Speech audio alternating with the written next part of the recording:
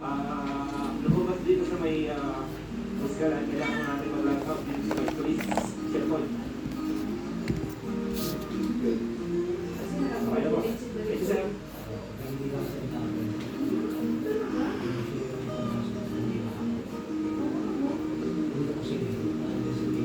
Okay, so ito, papasok na ulit tayo na boundary. Ito, sa yan.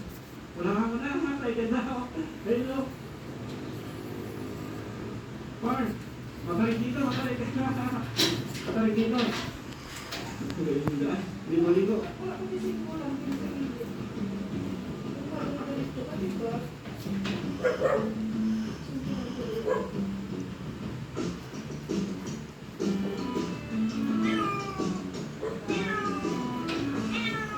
Sabi nila yung mga bridge na to ay may 320 meters yung haba niya. Tapos kakagawa lang niya noong 2021 at na-open siya noong ngayon lang, 2022. Kaya napuntahan natin. Actually, bawal pa daw bawal daw tumawid yan, sarado siya. Pero nagpaalam kami doon, sabi ni ate, pwede naman daw pumunta doon sa bridge. Pero huwag tatawid. Malalog tayo. So ito yung daan, papunta doon sa bridge. Kailangan natin bumaba dito. Medyo makarit to. Ay, hindi na. Wala pa.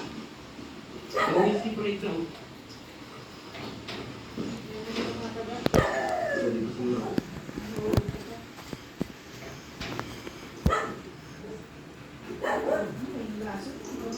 Hoy!